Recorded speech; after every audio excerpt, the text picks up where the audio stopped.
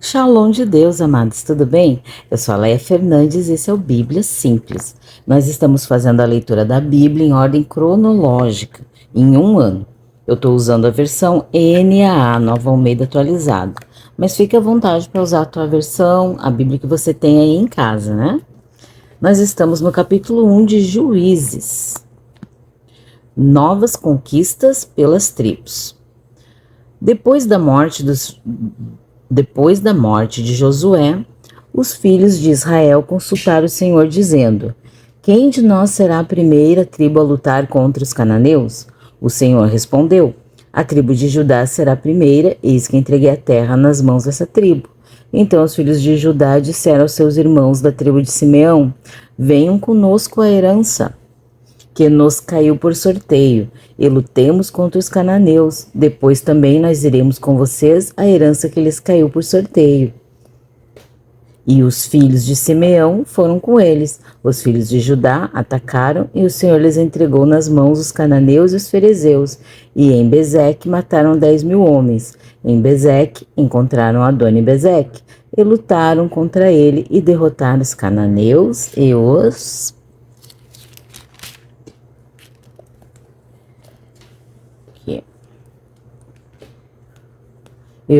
ferezeus. Adoni-Bezeque fugiu, mas eles o perseguiram e prenderam-no, e lhe cortaram os polegares das mãos e dos pés. Então Adoni-Bezeque disse: 70 reis a quem haviam sido cortados os polegares das mãos e dos pés apanhavam migalhas debaixo da minha mesa. Assim como eu fiz, assim Deus me retribuiu.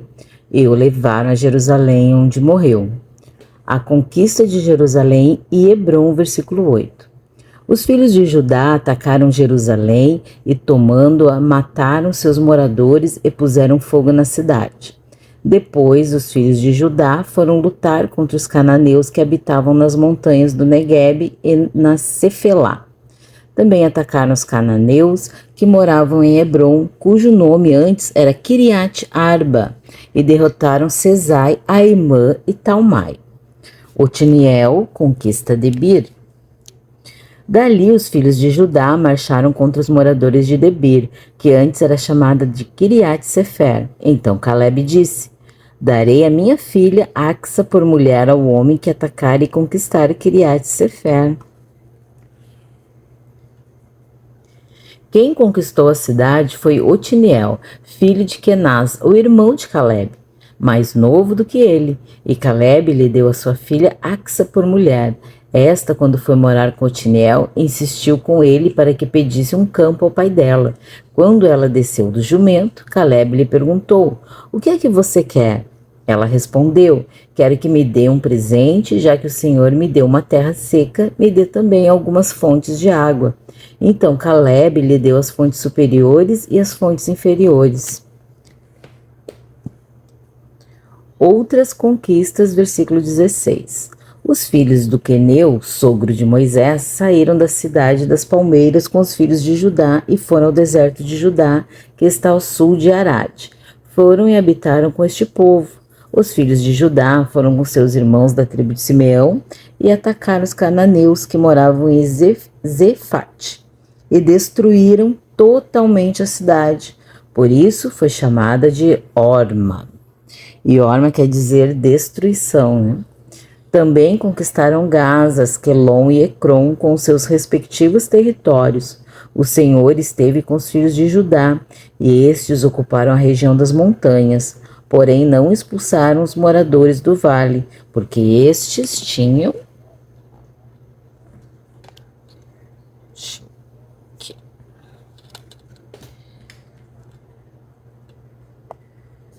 carros de ferro.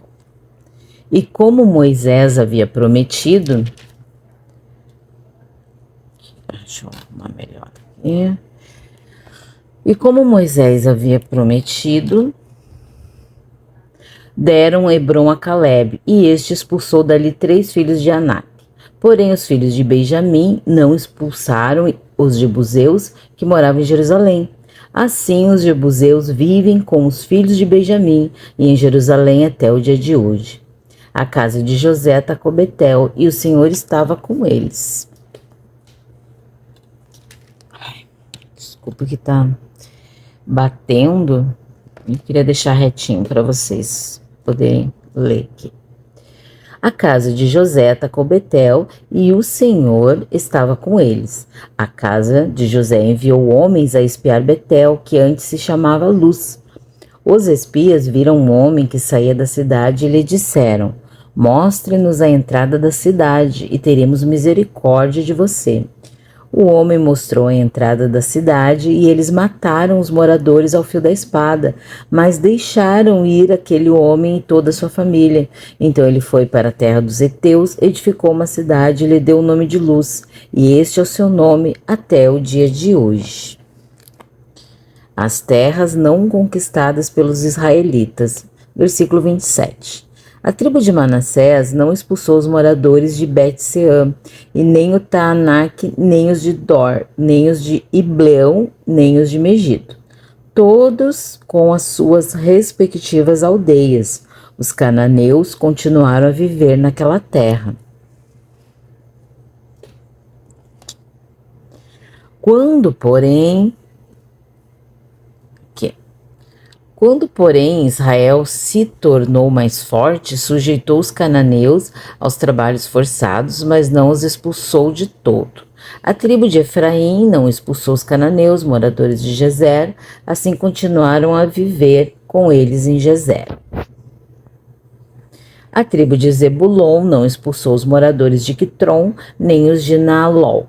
Os cananeus continuaram com eles, sujeitos a trabalhos forçados. A tribo de Asser não expulsou os moradores de Aço, nem os de Sidom, os de Alabe, os de Axibe, os de Helba, e os de Afeca e os de Reob.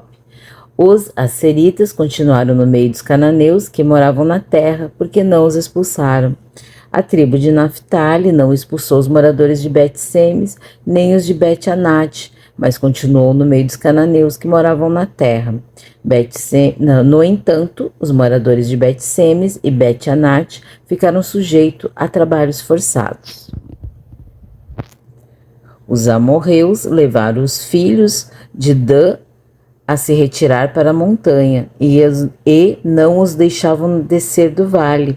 Os amorreus conseguiram permanecer nas montanhas de Eres, em Aijalon e em Saalabim.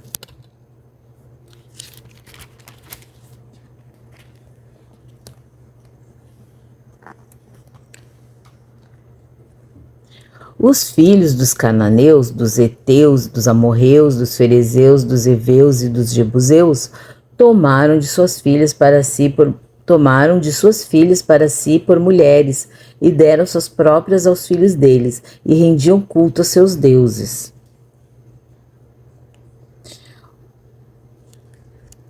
Otiniel, o filho de Israel, fizeram o que era mal aos olhos do Senhor e se esqueceram do Senhor seu Deus e renderam culto aos Baalins e aos postes da deusa Será. Então a ira do Senhor se acendeu contra Israel e ele os entregou nas mãos de Cusã-Risataim, rei da Mesopotâmia, e os filhos de Israel serviram Cusã-Risataim durante 8 anos. Os filhos de Israel clamaram ao Senhor, e o Senhor lhes suscitou um libertador, que os libertou, Otiniel, filho de Kenaz, que era irmão de Calebe, o mais novo que ele. O Espírito do Senhor veio sobre ele, e ele se tornou juiz de Israel. Foi o primeiro juiz de Israel, né? Lá por volta de 1361 a.C. Foi para a guerra, e o Senhor lhe entregou nas mãos Cusã-Risataim, rei da Mesopotâmia, contra o qual ele prevaleceu. Então a terra ficou em paz durante 40 anos. Otiniel, filho de Kenaz, morreu. Eude, versículo 12. Os filhos de Israel tornaram a fazer o que era mal aos olhos do Senhor. Por isso, o Senhor deu poder a Eglon, rei dos Moabitas, contra Israel, porque fizeram o que era mal aos olhos do Senhor.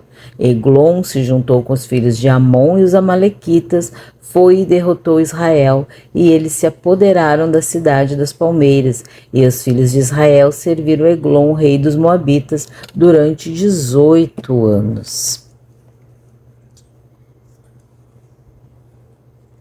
Então os filhos de Israel clamaram ao Senhor, e o Senhor lhes suscitou um libertador, Eude, homem canhoto, filho de Gera, benjamita. Por meio dele, os filhos de Israel enviaram tributo a Eglon, rei dos Moabitas. Eude fez para si um punhal de 2 gumes, do comprimento de quase meio metro, e cingiu debaixo de sua roupa ao lado direito. Então ele levou o tributo a Eglon, rei dos Moabitas. Eglon era um homem muito gordo. Depois de entregar o tributo, Eude saiu com os carregadores do tributo. Ele, porém, voltou do ponto em que estavam as imagens de escultura ao pé de Gilgal e disse ao rei: Tenho uma palavra secreta para o Senhor, ó rei.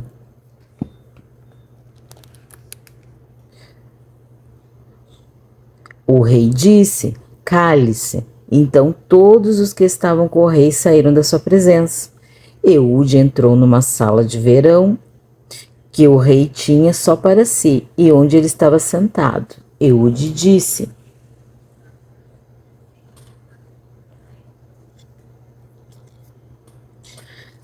Tenho uma palavra de Deus para o Senhor. E Eglon se levantou da cadeira, então Eude estendeu a mão esquerda, puxou seu punhal do lado direito e o cravou na barriga do rei, de tal maneira que entrou também o cabo com a lâmina, e porque não tirou o punhal da barriga, a gordura se fechou sobre ele. Eude saiu por uma portinhola, passou para a antessala, depois de fechar e trancar as portas atrás de si. Quando ele tinha saído, vieram os servos do rei e viram que as portas da sala de verão estavam trancadas e disseram: Sem dúvida ele está fazendo as necessidades na sala de verão. Esperaram até cansar, e como o rei não abria a porta da sala, pegaram a chave e abriram, e eis que o seu senhor estava morto, caído no chão. Eude escapou enquanto eles se demoravam, e tendo passado pelas imagens de escultura, foi para Seirá.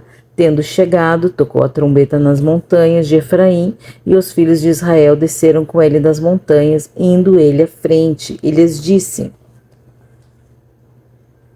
Sigam-me, porque o Senhor entregou nas mãos de vocês os seus inimigos, os moabitas.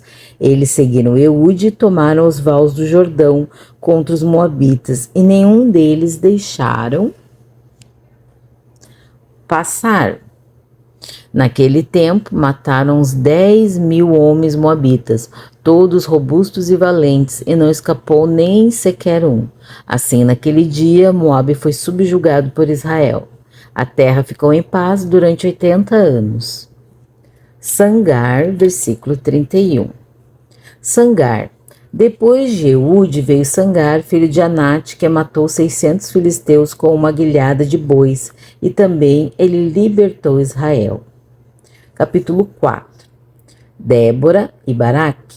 Os filhos de Israel tornaram a fazer o que era mal aos olhos do Senhor, depois da morte de Eude, e o Senhor os entregou nas mãos de Jabim, rei de Canaã, que governava Hazor. O comandante do seu exército era Sísera, que morava em Aroset-Ragoim. Os filhos de Israel clamaram ao Senhor porque Jabim tinha 900 carros de ferro e durante 20 anos oprimia duramente os filhos de Israel. Débora, profetisa, esposa de Lapidote, julgava Israel naquele tempo. Ela atendia debaixo da palmeira de Débora, entre Ramá e Betel, na região montanhosa de Efraim, e os filhos de Israel vinham até ali para apresentar as suas questões. Débora mandou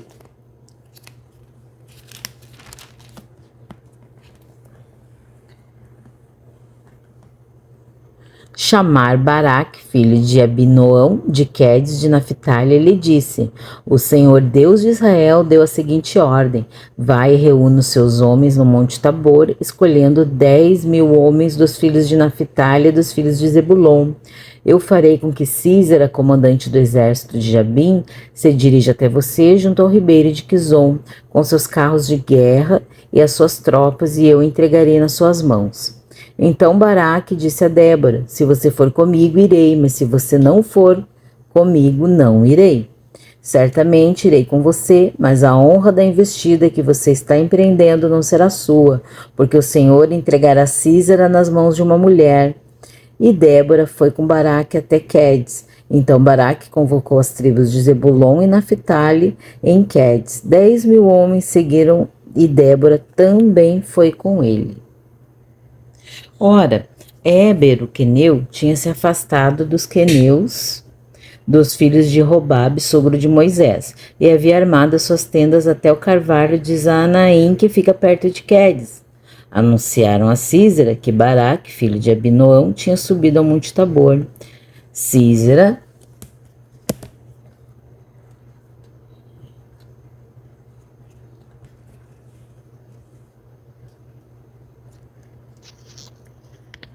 convocou todos os seus carros de guerra, 900 carros de ferro e todo o povo que estava com ele de Haroset Ragoim para o ribeiro de Quizon. Então Débora disse a Baraque: prepare-se, porque este é o dia em que o Senhor entregou Císera em suas mãos. Não é verdade que o Senhor está indo à sua frente? Então Baraque desceu do Monte Tabor e 10.000 homens o seguiram.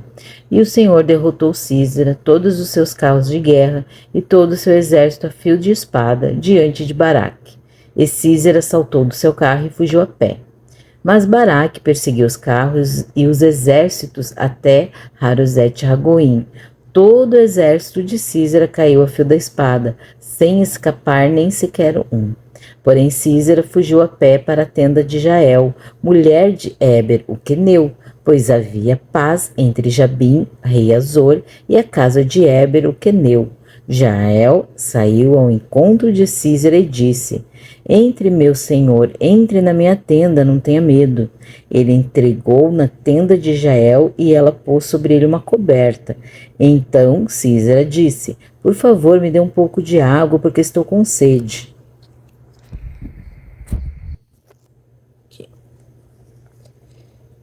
Ela abriu um odre de leite e deu-lhe de beber. Depois o cobriu novamente e ele lhe disse mais: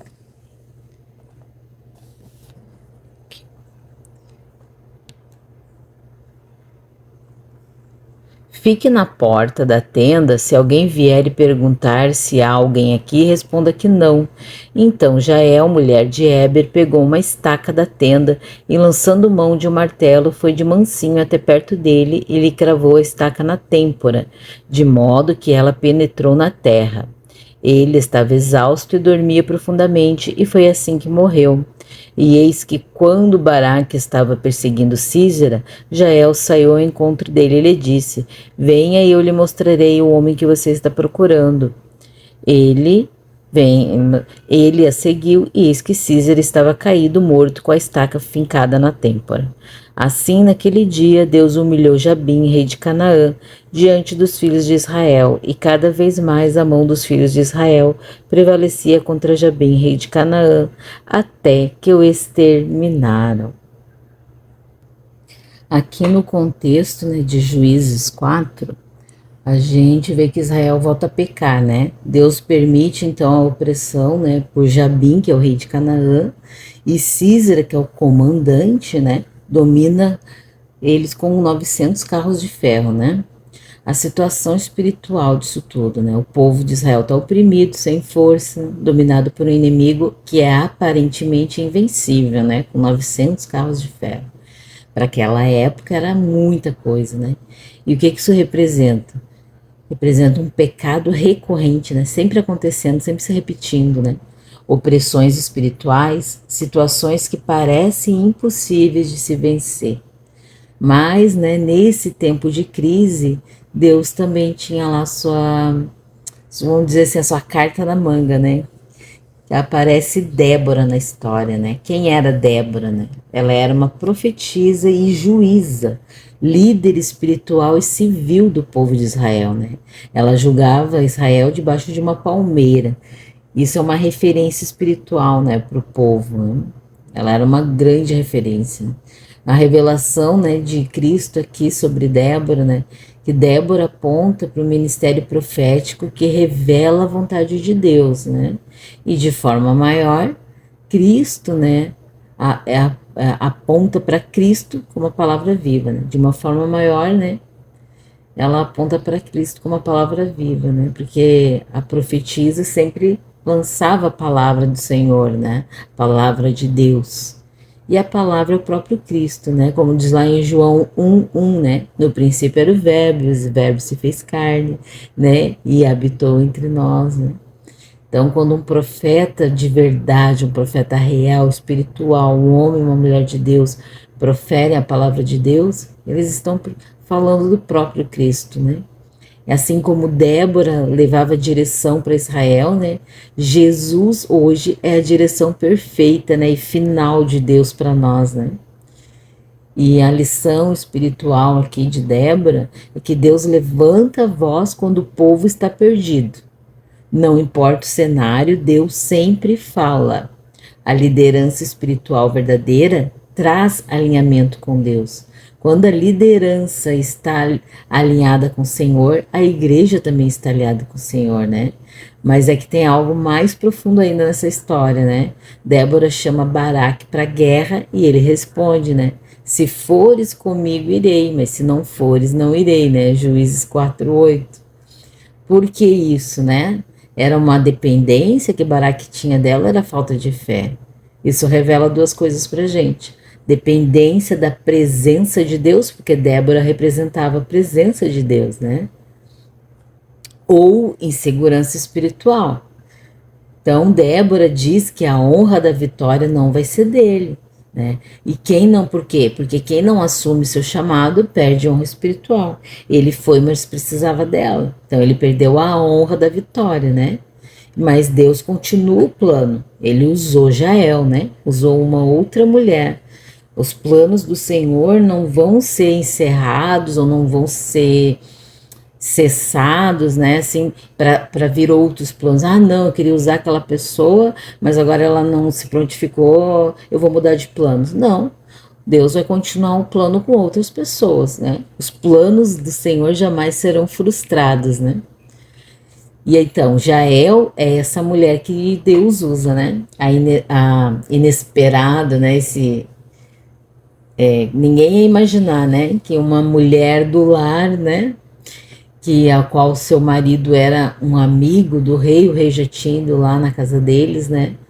Ela foi usada como um instrumento de Deus. E quem era ela? Era uma mulher comum. Ela não era do exército e ela nem parecia uma protagonista, né? Mas Deus, ele usa ela para matar Císera, o principal inimigo de Israel, né? Que era o comandante do exército. Imagina, né? E essa cena, né, que foi tão impactante, né, dela matando ele ali. Então, Císera foge da batalha, entra na tenda de Jael, ela acolhe ele, dá leite, cobre ele, né?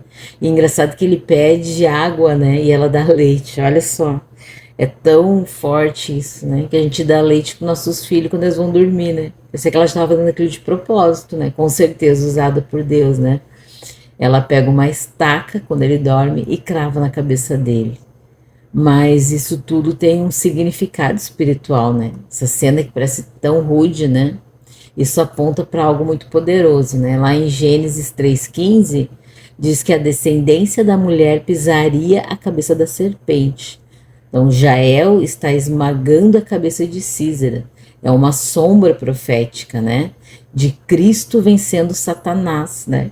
Que a, a descendência da mulher, que é Cristo que veio de Maria, né, vence Satanás na cruz, né? Então, assim como Císera representa a opressão sobre o povo de Israel naquela época, a estaca na cabeça dele, né, representa a derrota total. Jesus esmagou o inimigo na cruz, né? Lá em Colossenses 2,15, né, a gente lê, né, despojando os principados e potestades, né, ali ele declara, né, a vitória, né, tetelestai, está consumado. Então a gente vê, né, essas nuances, né, essas ligações espirituais, né. Então ali Deus usa Jael, a improvável, né. Ela não era nenhuma guerreira, mas ela foi um instrumento de vitória. E Deus também usa quem está disponível, não apenas quem parece capacitado, porque Ele capacita o escolhido, né? Às vezes a pessoa se prepara, estuda, tudo, mas ela não está pronta, né? Então Ele vai usar sempre quem está disponível a ser usado por Ele, né? Vitória vem de forma inesperada. O inimigo caiu dentro de uma tenda e não foi no campo de batalha. Isso aí também é uma outra mensagem para nós, né? O Císera foi morrer dentro daquela tenda lá e não no campo, né, de batalha. Deus, ele pode vencer suas lutas de formas que você nunca imaginou. De repente a gente fica orando para Deus e pedindo, né, Senhor, tá vendo a minha questão? Faça assim, faça assado, né? Ô Senhor. E Deus quer fazer de uma forma totalmente diferente. Então confie, né? Entregue tudo nas mãos dele, né? E confie nele. E aqui também a gente tem outra lição, né? Que o inimigo ele precisa ser eliminado, não apenas afastado. Já ela não expulsou Císera, né? Ela matou ele. Então não negocie com o pecado, né? Não administre o inimigo, né? Mate pela raiz. Tudo aquilo que te afasta do Senhor, extermine pela raiz. Todas as causas, tudo que te leva a esse esfriamento na fé, nós temos que tirar da nossa vida, né? Matar de uma vez por todas, né? As situações, né? Não é pra gente sair por aí matando as pessoas, né? Falando das situações, daquilo, né? Se eu não posso estar numa mesa com pessoas que bebem, eu não vou para essa mesa, né? Se eu não posso estar perto de pessoas que fumam, porque eu tenho vontade de fumar, eu não vou estar perto ali nesse momento ali que elas estão fumando, eu vou me retirar, né? Seja pornografia, né, na internet, seja alguma situação que me leva a cometer, né, algo que vai entristecer o Espírito Santo, nós temos que fugir da aparência do mal, né? É o que a Bíblia nos fala, né? Então, Débora, o que ela representa aqui para nós, né? Ela representa a direção de Deus aqui nessa época, né? Ela era a boca de Deus naquele lugar, né? Para Israel. E Jael representa a execução da vitória, né? Uma libera a palavra, né? Débora liberava a palavra e a outra executou a guerra, né? Não basta a gente ouvir Deus, né? É preciso agir com ousadia espiritual. Débora aponta para a voz de Deus, Baraque mostra limitação humana, porque ele precisou da direção de Deus, da presença dela, que carregava a presença de Deus, né? E Jael aponta para a vitória sobre o inimigo.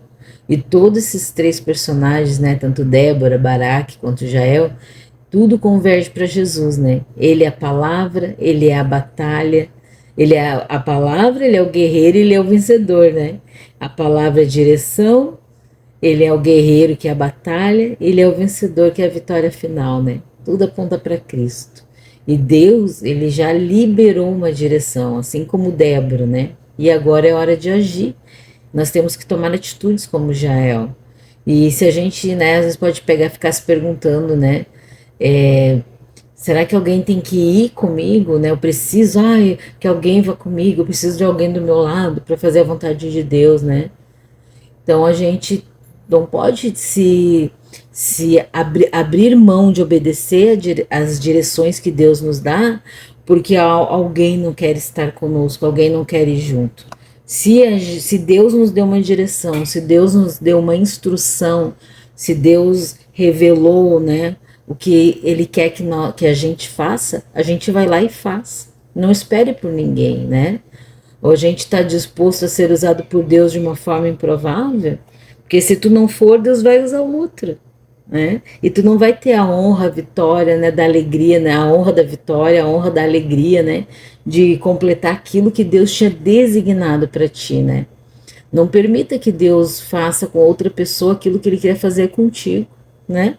Cada um tem o seu propósito. Mas se você não fizer, não obedecer, Ele vai usar outro, né? Quem vai ficar fora disso tudo é você, né? Que não vai ter a alegria, né? De estar dentro desse propósito, né? Então, Deus não procura os mais fortes, lembre disso. Ele procura os disponíveis para esmagar o inimigo. Amém? Em nome de Jesus, aqui a gente termina essa leitura. Deus te abençoe.